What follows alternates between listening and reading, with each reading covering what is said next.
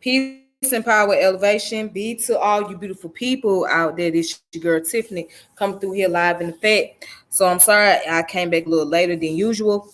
I just want to finish off where I had started about the Hebrew Israelites. This is part two. So what I'm going to do is I'm going to get into the African Hebrew Israelite themselves. So earlier, I was talking about Ben Amin, who is the founder of the African Hebrew Israelites of Jerusalem. He happens to be the leader or whatnot. He passed away in 2014. Yep. So I want to continue where I was leaving off at. But I can go ahead and do a recap. Okay, so I'm gonna pull up the Wikipedia source, and then I have some books that I think you guys should be able to check out for yourselves. Okay.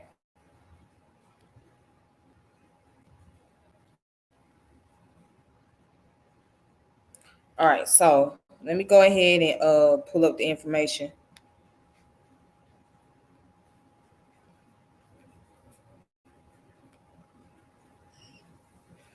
All right. So here, just to give a recap a little bit. So the African Hebrew Israelite in Israel, officially known as the African Hebrew Israelite Nation of Jerusalem, also known as the Black Hebrew Israelite of Jerusalem and the Black Hebrew Israelite, or simply the Black Hebrews or the Black Israelites. There's different titles they go by. It says, it's a spiritual group now mainly in Dimona, Israel, whose members believe they are descended from the 12 tribes of Israel. The community now numbers around 5,000. They came from a group of African Americans, many from Chicago, Illinois, who migrated to Israel in the late 1960s. Right? Okay, then go on to say they believe they are Jewish, but when they began immigrating to Israel, the religious official in the state did not consider them Jewish, and as a result, they were asked to convert. In 2003, the remainder of the existing community, those who had not received residency permits earlier, were granted official Israeli permanent residency and later were entitled to acquire Israeli citizenship by naturalization, which does not imply any Jewish status. Okay, so they can become naturalized as citizen, but they cannot have the Jewish status. That's just the whole thing. They just can't be identified as Jews. All right. So since 2004, some members of the community, both men and women, have enlisted to Israel Defense Forces. Okay. So again, it was founded by Ben Carter, who became Ben Amin Ben Israel. Right. In his early 20s, Carter was given the name Ben Amin by Rabbi Reuben of Chicago Congregation of Ethiopian Hebrews. And Ben Amin was working in an airline factory when he discovered the Black Hebrew movement and its philosophy. According to Ben Amin in 1966, at the age of 27, he had a vision in which the archangel Gabriel called him to take his people, African Americans, back to the Holy Land of Israel. Right? Now it goes on to say, Amin and his followers draw on a long tradition in Black American culture, which holds that Black Americans are the descendant of ancient Israelites.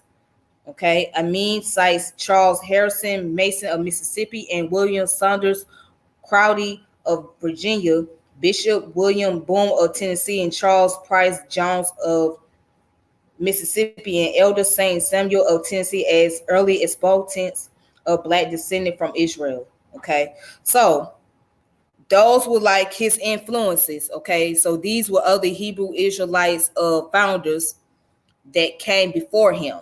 All right, so there were those that came out of Mississippi, Virginia, Tennessee, and some came up out of New York, and some came out of the Caribbean.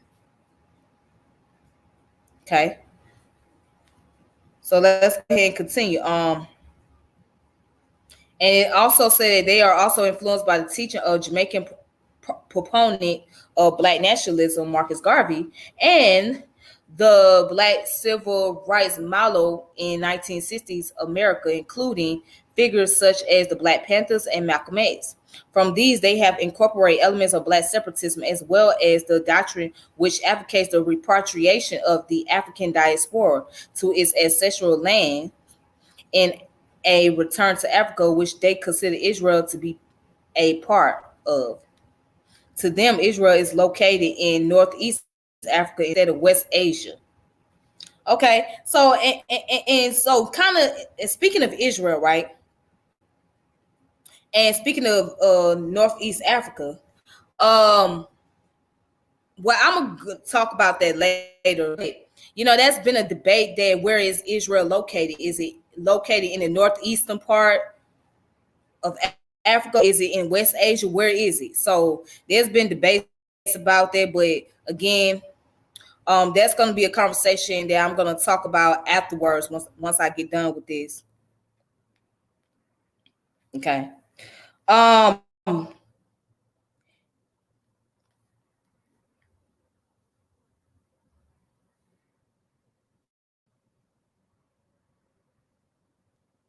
Okay. So now it says status in Israel. It is unclear whether Israel was always the end goal for the community or whether Ben Amin received another vision in 1969 when the community was in Liberia, telling him to take the community to their real promised land, Israel. The African Hebrew Israelite community holds that this ambiguity does not lessen their motivation for a home in Israel. Okay. The group aimed to immigrate to Israel under the Israeli law of return, which states that all Jews who immigrate to Israel will be granted citizenship. However, in order to qualify for citizenship under the law of return, a person must be born a Jew or the child or grandchild of a Jew, or have been converted to Judaism and not be an active member of another religion. All right. So that is the law. So if you return to that land, that means that either you was converted to Judaism or you had ancestry, Jewish ancestry, right? Or you was born a Jew.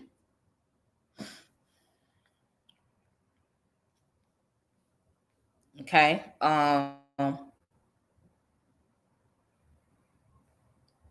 So let's go ahead and let's go down. So Ben Amin and his followers did not fit this requirement. They did not qualify for citizenship. This deterrence did not stop them from moving to Israel. In 1969, the group began moving to Israel using temporary visas. Most Black Hebrews entered Israel on tourist visas and overstayed their visas to live in Israel as illegal immigrants. Okay. Initially, the African Hebrew Israelite asserted that they were only rightful inheritors of the land of Israel. They refused to convert to Judaism and asserted that most Israeli Jews were not descendants of the ancient Israelites. By the late 1980s, the group tempered their beliefs. They came to see Israel as a nation of many cultures, races, and religions. Right? So it says members of the groups continued to arrive and settle in the desert town of Dimona. For 2 decades, their population continued to grow through natural increase in illegal immigration. Throughout the 1970s, tension between the group and the government grew as the group faced low employment, inadequate housing, and attempted deportation, while the government considered them illegal aliens. Ben Amin accused the government of racism and asserting the Holy Land while claiming that the greatest conspiracy ever conceived in the minds of men was the creation of a national homeland for Jewish people. All right. So again, they're still putting up a fight with the people over there in Israel to stay in that land and stay in the area. Okay, so let's go down what it says in 1973, the International League for the Rights of Man rejected the group's claim, stating that the group made little attempt to comply with the citizen law of Israel. In 1981, a 6-person Black Americans to support Israel committee delegation assessed all aspects of the community's treatment and concluded that racism was not the cause of its problem. Although the leader, Bayard Rustin, called Ben Amin a dictator without the same moral standards as democratic leaders, the other disassociated themselves from this. So Baynard Rustin called Ben Amin a dictator. Yes, the same person that was a civil rights activist, right? Homosexual, right? And he was working alongside with Dr. King. He said that Ben Amin was a dictator. Okay? And it says they are generally not considered Jews in Israel. And the Israeli government, especially in the past, refused to grant the group citizenship while occasionally pursuing deportation. All right? So then it goes on to say in May of 1990, the group was granted tourist status and visas that permitted them to work.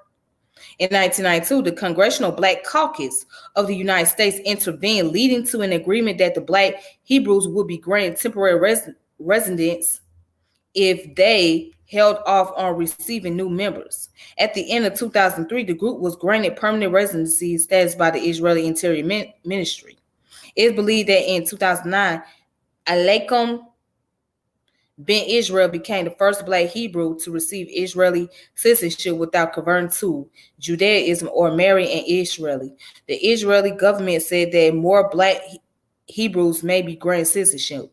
So, here's the thing. The Black Caucus, right? The Congressional Black Caucus had to step in and say, all right, we will have to intervene on this. Give these people citizenship, but they have to make the agreement that they're not going to keep on taking new members.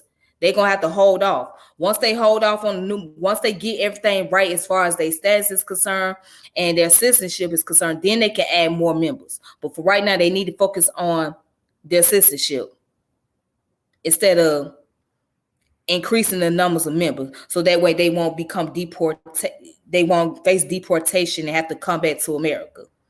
So pretty much the Congressional Black Caucus, now we might talk about how they some bunch of house niggas, this, that, and the other. Okay, people can make that argument. But they stepped in and they made sure that these people were able to stay in Israel without being deported back to America. All right.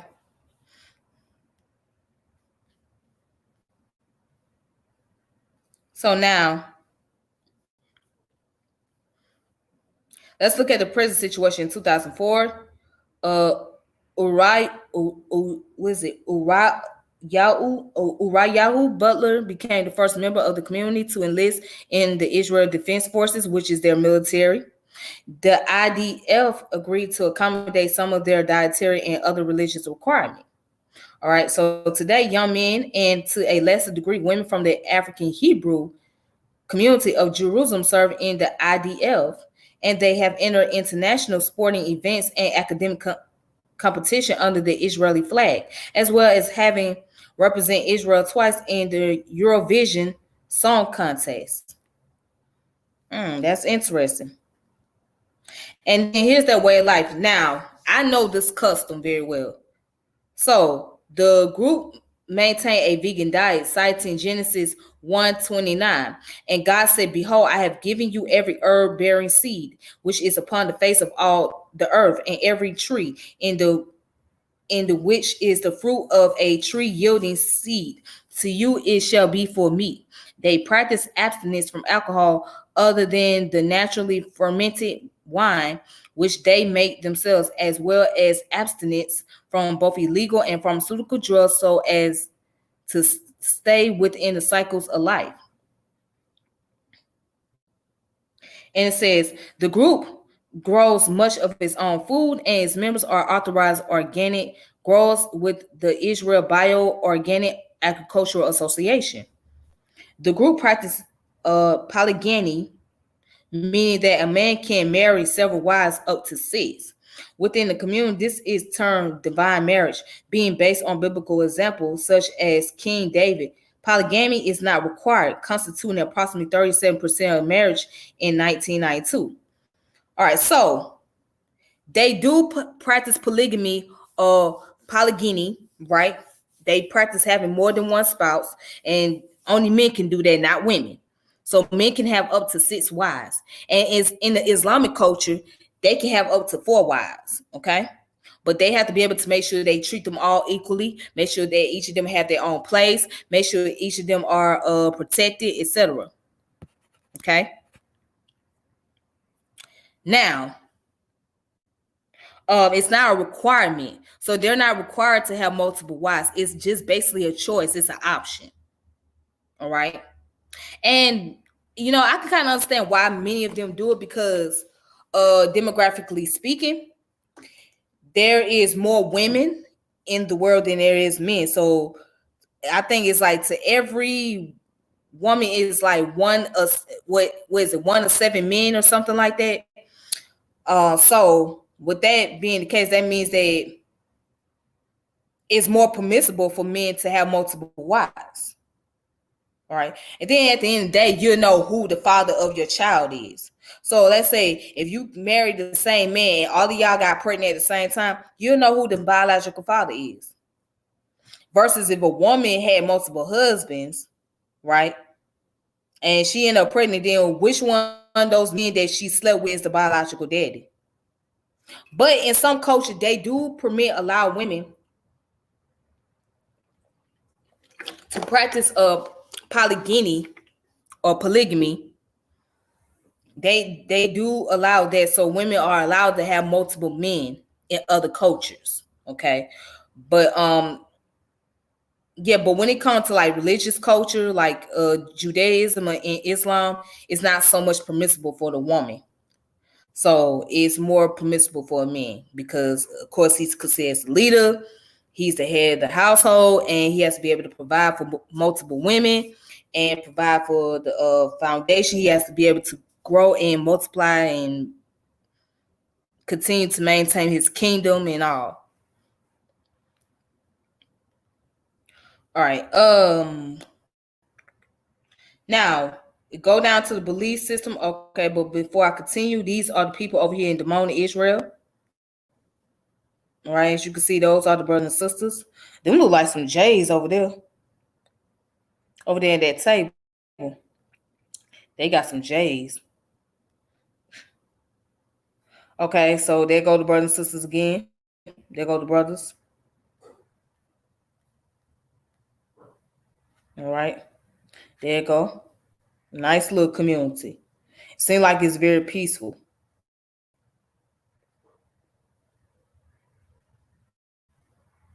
All right, so I already went into what they believe in, etc. All right, but let me just go down here a little further.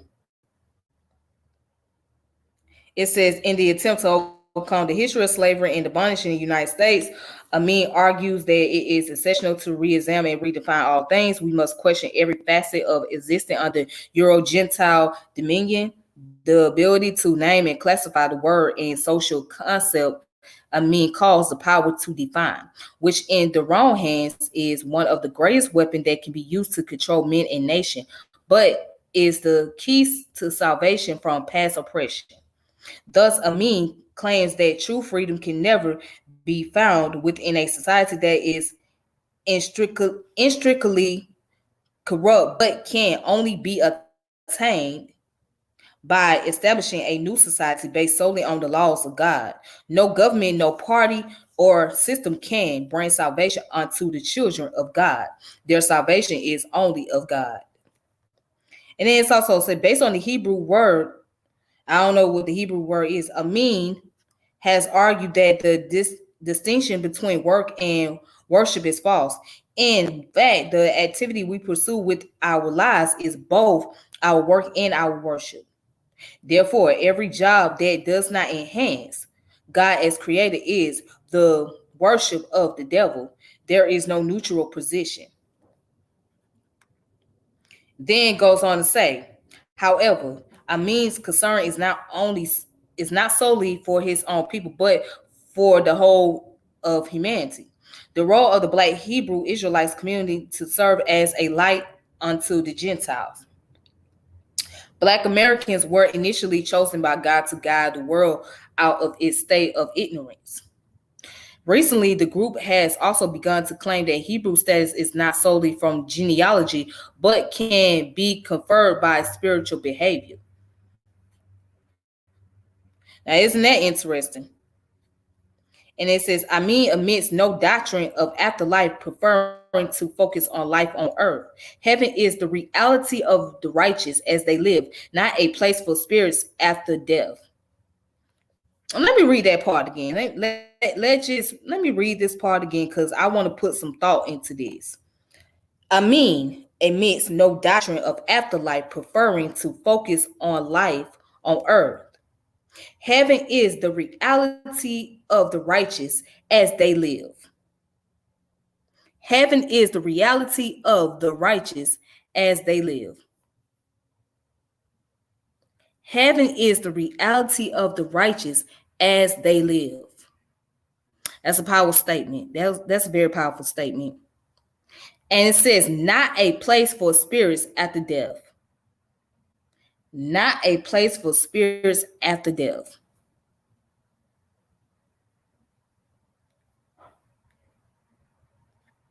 All right. And then goes on to say, as well as considering Jews to not be descendants of the ancient Israelite, they claim that the Palestinian Arab population are not descendant of Ishmael. Our studies and experience have shown that the present day inhabitants of this region are not the original people of the land. The majority of those today defined by modern historians as Arabs are vertically the descendants of European crusaders. The group believes that the value system of a society is seen through its culture. According to one source, it is therefore important that our clothing, music, food, and language reflect the glory and higher standards of Yahweh. All right, so of course they got accused of anti-Semitism and also the current relation with the Israeli government. So,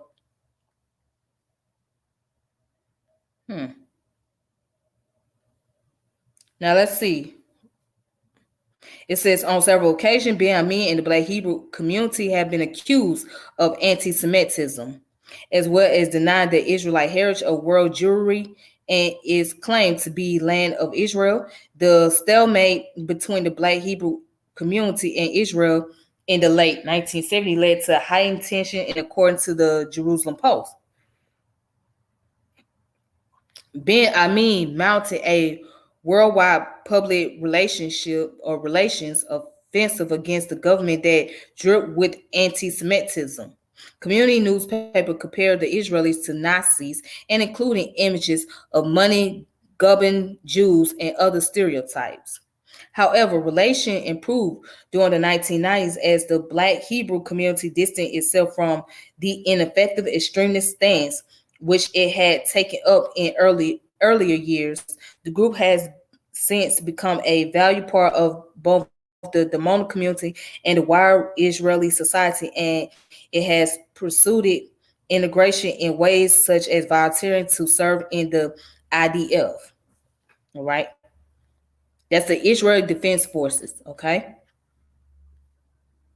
So it says in 2011, it says the Georgia General Assembly passed a resolution which recognizes the Hebrew Israelite community for its service to the nation of Israel and commends their 40 years of history, citing the fact that the Mona-based community is one of the largest urban kibbuzim in Israel.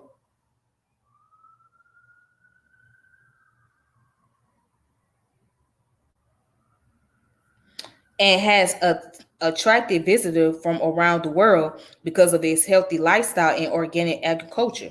The assembly concluded and declared that the culture and tradition of the Hebrew Israelite community is a rich one, and the community's numerous contributions are worthy of recognition. Okay. So far, they have been recognized for the great work they have done in the community, and also they have been recognized for the organic lifestyle they live, the agriculture, and all of that. So they have brought many attraction, brought by many visitors, especially celebrities like Whitney Houston, Bobby Brown, they went over there to Israel. And they actually visit the area. Right? So let me continue.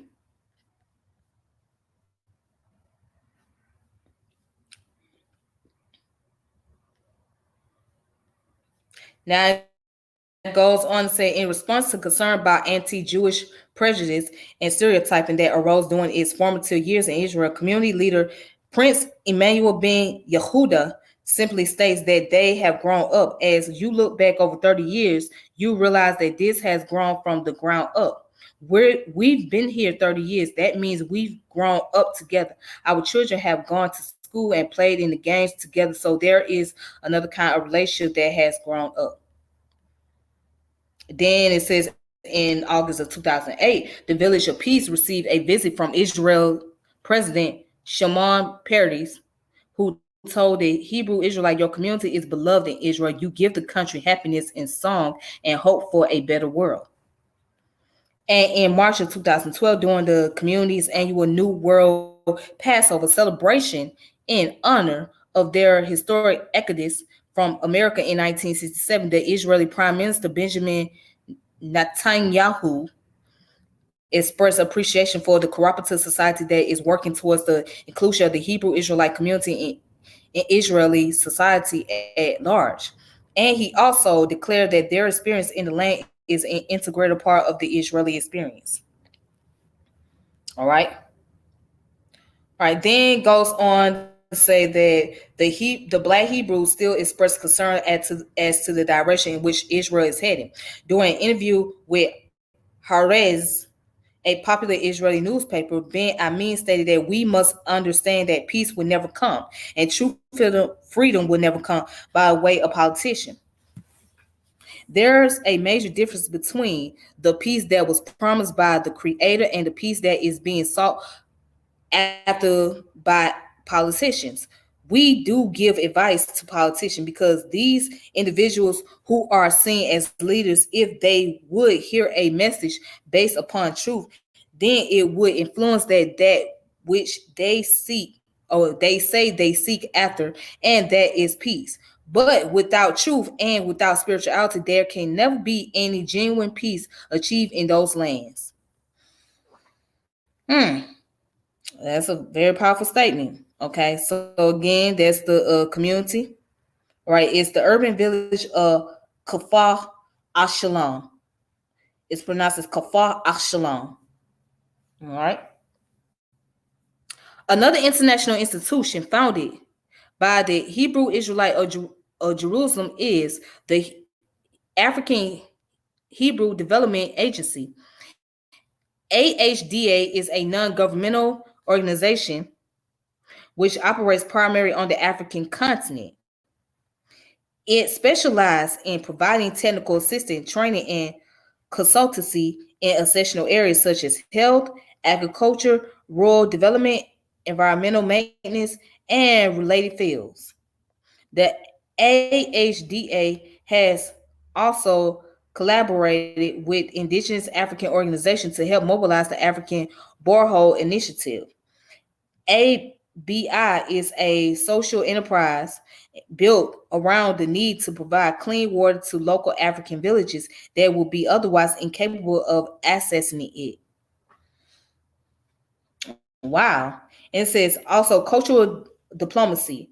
In April 2011, Ben Amin led a 7-member delegation to South Africa to engage in discussion with Zulu King Goodwill Zwelithini.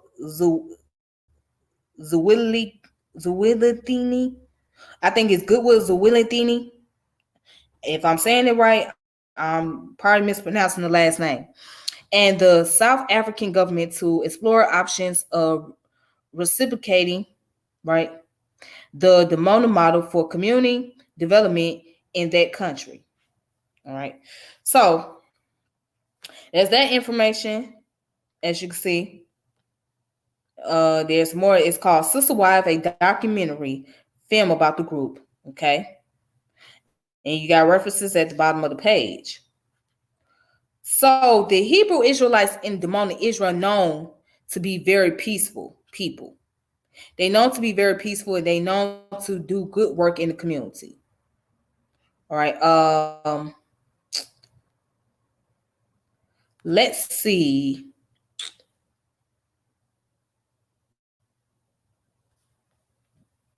All right, so there's an article that you guys can check out.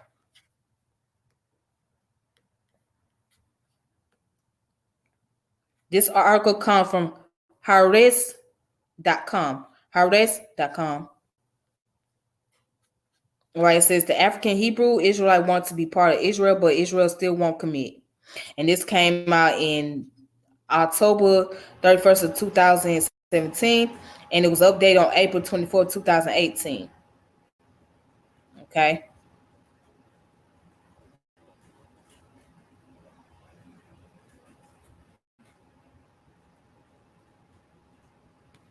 So I'm not going to go into that article.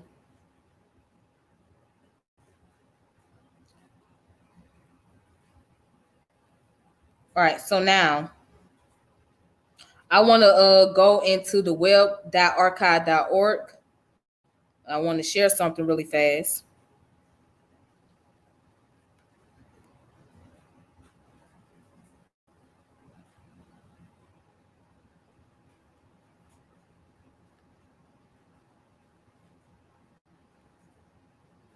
Okay.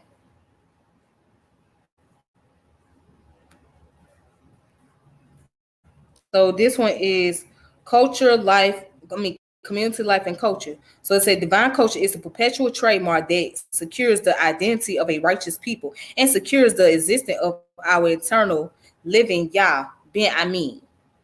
Okay. It is very easy to gag the true values and the culture substance of a society by the way its member exemplify its culture. The African Hebrew Israelites in our return to Yah-based culture strive to present a different standard in every facet of life. It is important that our clothing, music, food, language reflect the glory and the higher standard of Yah, and in order that we may be pleasing unto the source from which we have derived our substance. We offer an alternative to those who seek integrity, respectability, and honor in their lives. Okay? We, the sons and daughters of Yah, understand that we have been set apart, sanctified from the confusion existing in present world imagery. We understand that it is our sacred duty to embrace a divine culture that projects and protects the uniqueness, holiness, beauty, and glory of ourselves, thus glorifying Yah. All right. In today's world, man has created so many diversions from substitution for and limitation of the true worship of God that the people have lost their way. We were astounded when we realized just how far we had been led away from God and the drastic changes required for us to fulfill our responsibility to God as Hebrew Israelites. Nonetheless, we have committed ourselves to the high degree of courage and discipline required to establish an alternative lifestyle that is in harmony with the cycle of God. The Hebrew Israelite has fashioned an exemplary lifestyle that fosters an atmosphere of intellectual development, resourcefulness, and creativity, minimizing social trauma and violence. Within the Hebrew lifestyle, everything that we do and create is to reflect and give credence to the righteousness of Yah, God, the source of all life. And then under here it says health, diet, and nutrition. Within our community, the principles of preventative health care form the basis for a vibrant lifestyle in which illness is virtually non-existent. All right. And it says, also life. Illness is so rare that communal healthcare facilities are devoted almost exclusively to childbirth. The House of Life, the natural childbirth birthing center founded by the African Hebrew Israelite of Jerusalem, is the crown jewel of this successful system, a thriving prototype setting a new standard in wellness. Since its establishment in 1971, over 1,100 children have been delivered without the use of drugs or invasive surgical procedure.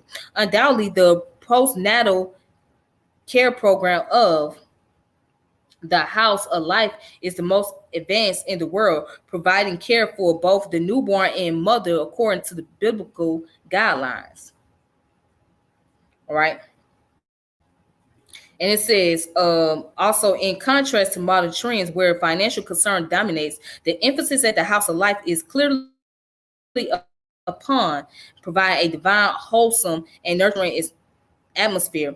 Experienced midwives offer insightful instruction through a prenatal program that ultimately alleviates much of the stress and discomfort normally associated with delivery. All right, give me a moment.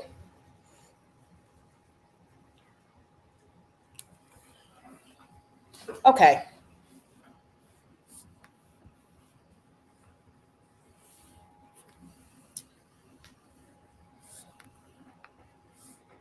All right, so, and it goes on to say, at the time of birth, the atmosphere is one holiness immediately. Outside the birthing area, priests read specific prayers that both strengthen and calm the mother and create a sacred environment for the newborn infant.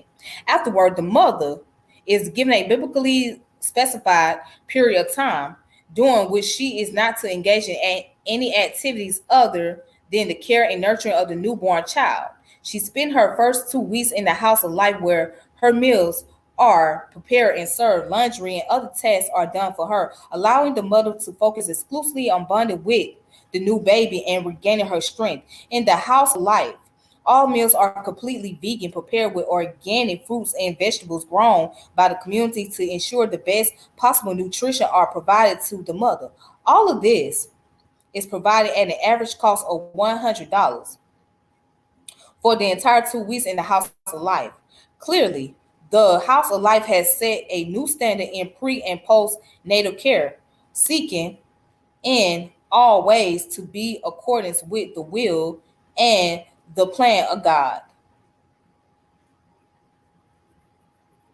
We have developed the most advanced midwifery and childbirth birthing system in accordance with the laws of the Bible.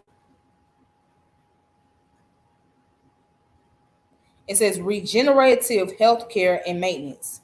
A standard component of our holistic health maintenance process is a regular exercise program of running, walking, bicycling, swimming, and stretching, maintained on a 3 times per week basis for all ages. Sunning, massage, and reflexology are also components of this regimen. And then it goes on to say, in addition, the Sabbath day rest is utilized as a time of restoration and rejuvenation, study, and meditation that helps in the renewal process for the body and spirit. Okay, so pretty much it goes on down to speak on the proper plan. The plan for proper divine nutrition was enacted by God in Genesis of man's creation in order that man enjoy health and longevity, but also that man's temple be properly maintained to receive and then to utilize the spirit of the living God, which would guide and direct his action. Regenerative principles that govern the high, holy, and sacred diet include no animal product or byproducts are consumed. Principles of an environmentally and nutritionally sound vegan diet are followed. Fruits and vegetables are eaten in season, which add health to life. During the change of season, 4 set times a year, a national live food week is initiated in which no cooked food is consumed. Preceding live food week, a sugarless week is initiated in which only designated pure and natural sweeteners are consumed by adults. No salt days are observed 3 times weekly to create a healthy balance in the body. Great attention is paid to ensuring an adequate intake of water.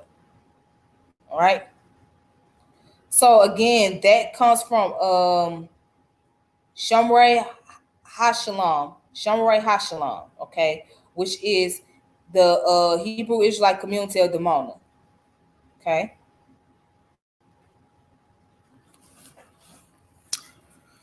All right then. So let's see. All right. So I got some more sources right here. That I'm not gonna go over. This one is called the Interdisciplinary Journal for Religion and Transformation in Contemporary Society. Veganism in the Theology of the African Hebrew Israelite of Jerusalem. Michael T. Miller. All right. Okay, so it goes into the vegan diets, etc. I already went through that, but here's the article. If you guys want to look this article up,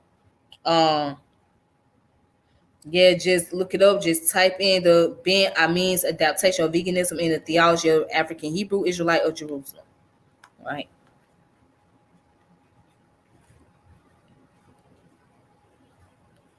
And then I have books that I recommend for people to read.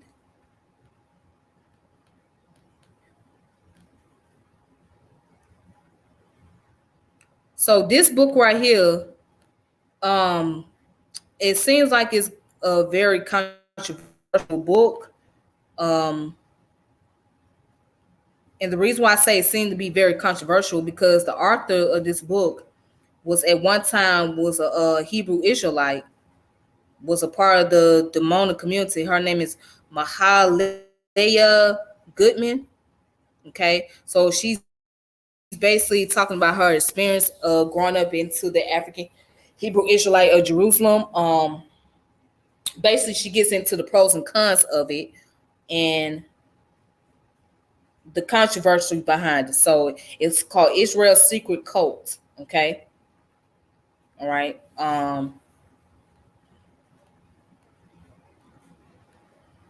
So I recommend people check out this book. This book came out in 2013.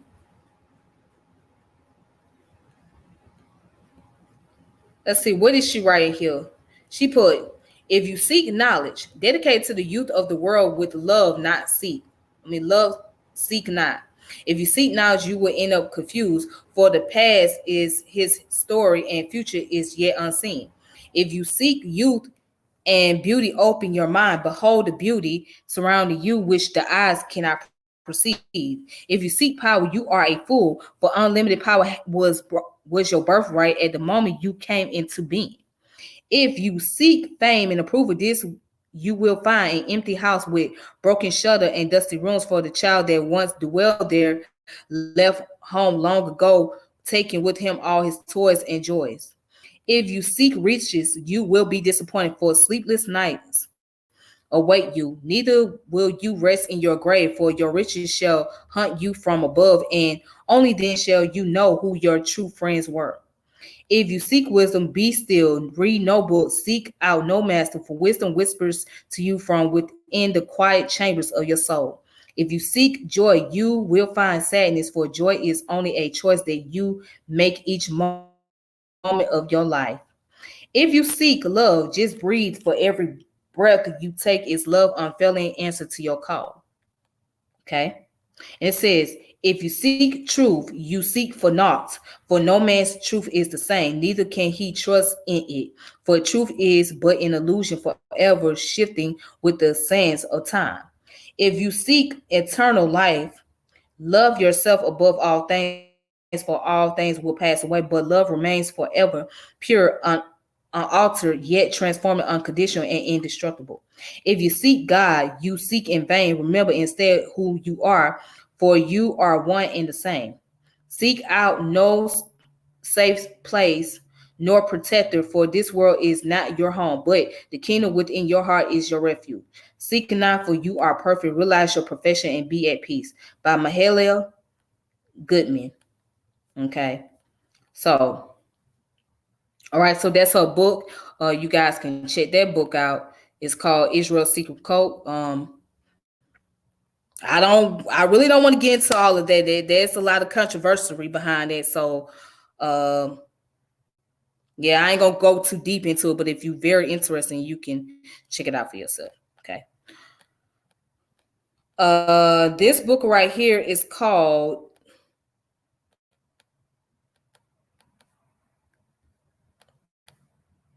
This book right here is called In Description by John L. Jackson Jr. So again, it goes into the Hebrew Israelites of Jerusalem, just how they got there in the beginning and all the way up to the current state. Okay. So yeah, so basically, yes, pretty much goes into the history and the outline about the Hebrew Israelites. So if you want to check this book out, you can. It's called Thin Description. And I'll make sure I share the books and I will make sure I share the books on my Facebook page. So for those of you that's on my Facebook friends list or whatnot, if you are on my social media, I'll make sure I post it up so you guys can see for yourself. But I'll post it in the groups actually, so y'all can go ahead and read it. All right. But anyways, that's that. Now, I want to get in and talk a little bit about my experience. Okay. Hey Snuggles, how you doing? If you still there. Okay. So let me go ahead and give you my experience. So earlier I mentioned that I was once a part of the Hebrew Israelite culture. So I was a part of the non-Messianic Hebrew Israelite, which basically means that they do not subscribe to the concept of Jesus or Yeshua. All right. So they don't subscribe to the what you call it, the New Testament. All right. So they only believed in the Tanakh or the Torah. All right. That's what they believed in. The Torah or the Tanakh. Now, what these two groups have in common, both the Hebrew Israelite in Jerusalem and the Asiatic Black Hebrew Israelites, okay, they both identify with their African heritage. They both are much more peaceful. Like they're not very controversial or very contentious people, okay, as a group. And they both believe in living an organic lifestyle. Now, the only differences is again, one is non-Messianic Hebrew Israelites, and the other one, the one that I was a part of, they didn't have so much restriction on the diet. Like they didn't just solely focus on veganism, like with the brothers and brothers and sisters out there in Demona, Israel. They believe in that. Okay. Yeah, so their diets was like, okay, you can eat meat, but as long as you don't eat pork, because they don't eat pork. All right, they don't mind you eating meat or things like that. You just couldn't eat pork. Now they would recommend a vegan diet, but it was not a requirement. So yeah, I love going to the restaurant, which is Soul Vegetarian, which is ran by the Hebrew Israelites themselves. Okay, they have multiple restaurants in Chicago. They have like two of them in Atlanta. Very healthy. I love the food. The food is on point. I ain't even gonna tell that lie. The food is great. I love it. And they also do a lot of community work. They very active in the community, so they're not just so closed off to themselves. They're not just saying, okay, we're just gonna make this just designated to the Hebrew Israelite. No, they open their doors to the community. They host various community events. So I think they do a very great job at that, hosting community events and whatnot. And they also believe in Black-owned businesses, of course. That's a thing. Black business is a must. So they do believe in that. So yeah, from my experience, like I said, I never been a part of being Amin's organization, but I am very so familiar with it because I know brothers and sisters that's a part of it. And they are very much more peaceful people. They not very contentious. They not very problematic. They very hospitable. So yeah, they real hospitable people. And and even the ones that I was a part of, they was very hospitable. Now, the reason why I left, because for one, I could not observe the Sabbath. So the Sabbath was the seventh day, and the seventh day is on Saturday. Okay, so on a Saturday, you're not to do anything. You're not to eat. You're not to go out. You're not to do anything. You're not even supposed to work. Okay, you're only supposed to go for the service and then come back home and rest for the rest of the day and be with your family until it's time for you to go back and do your daily routine or whatever. All right.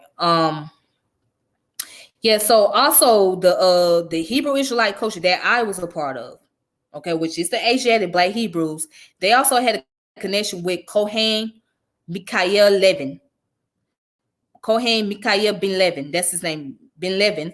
So he was, I think he's out there in Guyana, which is in South America. I don't know if he's still there, but as of today, but he was in Guyana, so they have a strong tie and connection.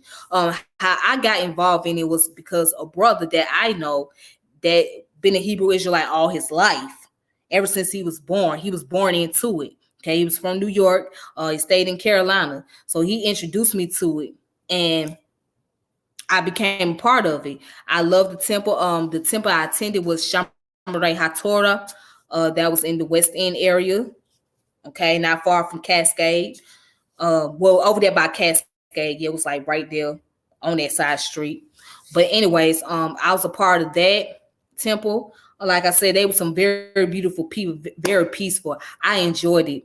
I loved the environment. I loved the surrounding. I loved the hospitality. And I love the fact that they were very African centered.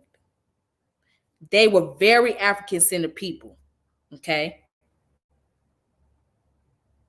And the brother there was Nasi Yashavel.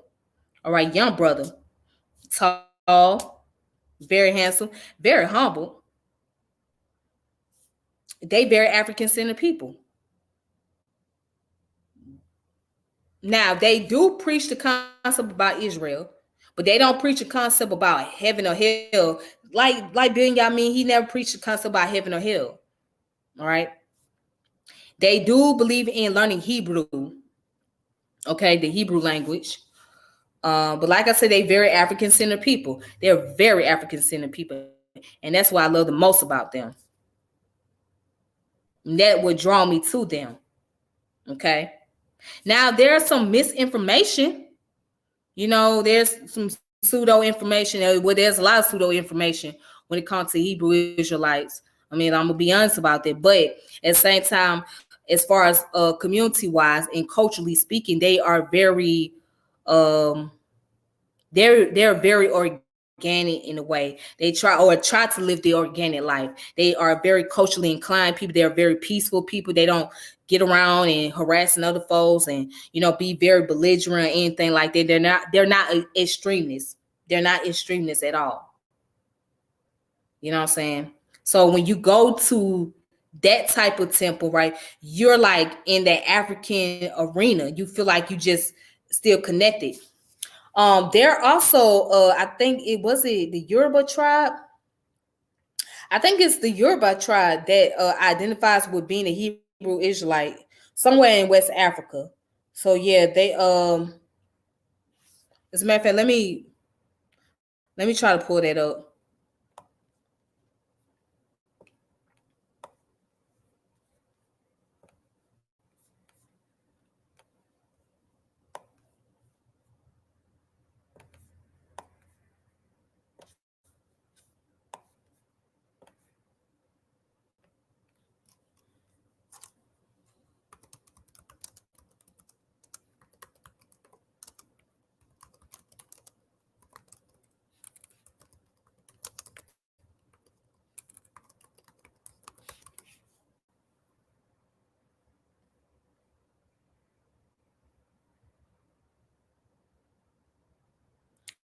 I'm trying to think what tribe it is. Well,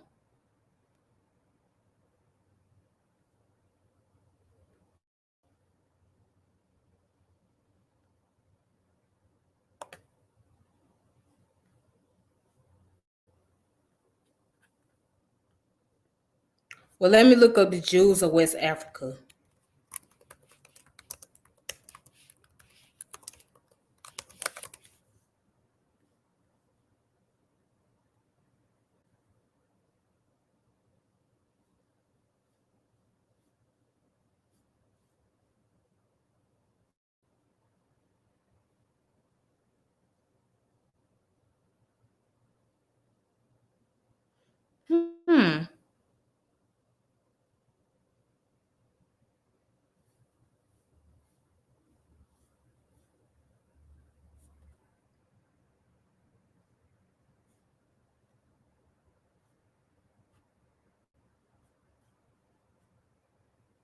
Hmm.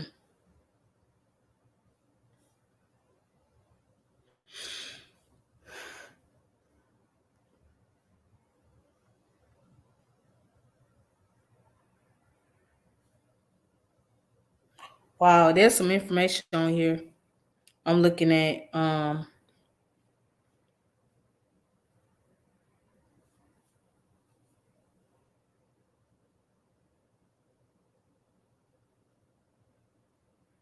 so I think it's in Ghana, I believe.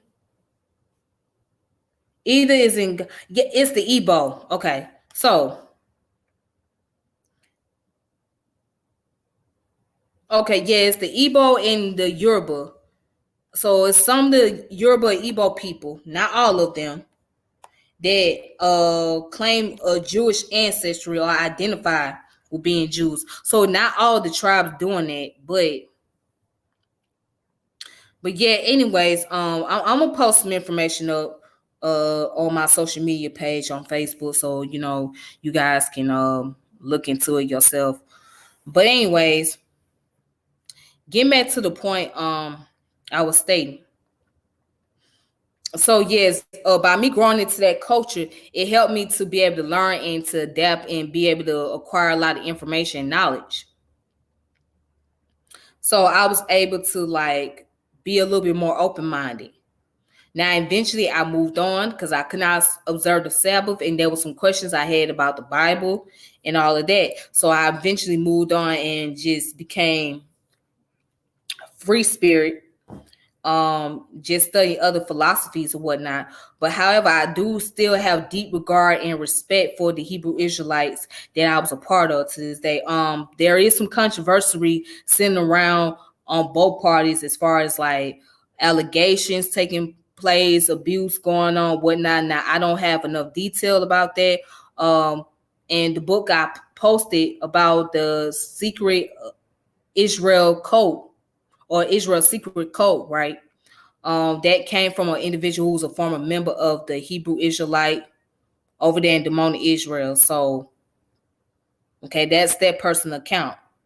So yeah, that's been multiple controversy regarding to like both sides as far as like abuse taking place, child abuse, etc. So, but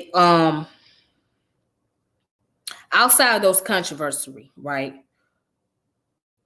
I just have respect for those who I was able to connect with, those who I was able to get to know. So I want to give a special shout out to Ron Divine Prospect. Shout out to that beautiful brother. He's really doing a tremendous work in the community. He's a Hebrew Israelite, but he's on point with his knowledge. He's on top of his game. So if I can find his YouTube channel, I will post his channel up because I do support that brother very greatly. So shout out to Ron Divine Prospect. I want to give a special shout out to him.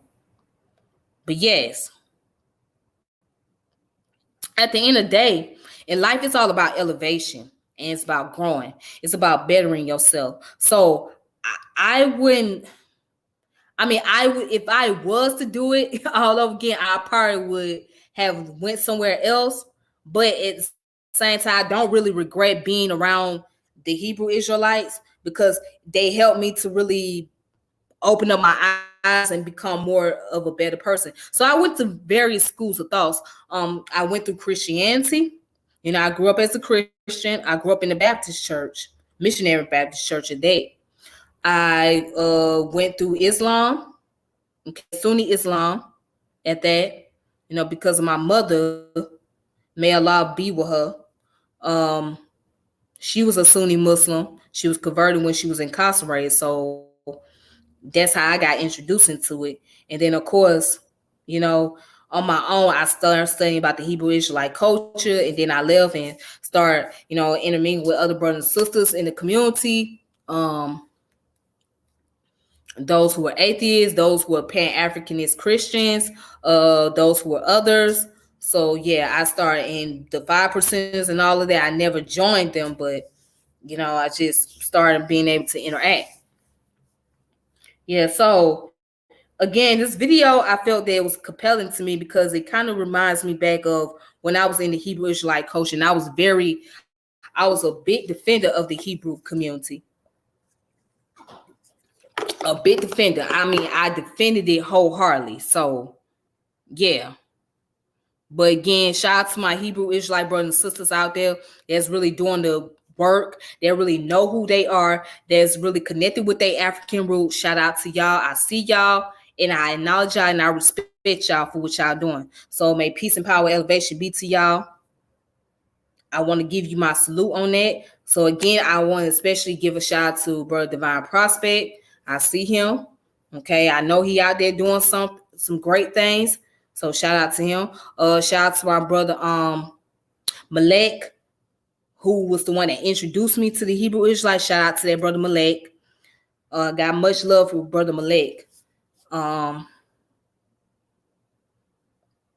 so many others. So again, it was a learning experience. So life is about learning and growing. And again, these people, besides the controversy that was going on within the organization, outside that, they have done a lot of great work, and they have they really known for keeping the peace in their community and not being very contentious or very chaotic. You know what I'm saying? So they were very open-minded people. And again, I was never detached from my African roots. So even as a Hebrew Israelite, I was always attached with my African root.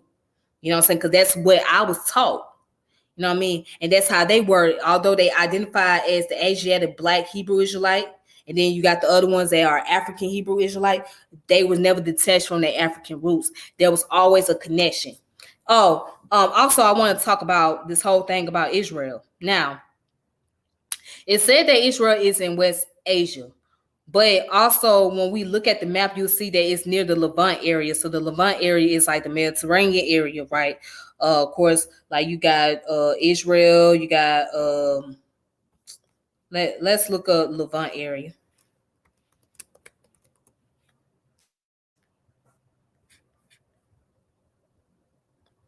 Okay, so you got Israel, you got Lebanon, you got Syria, and you have Iraq.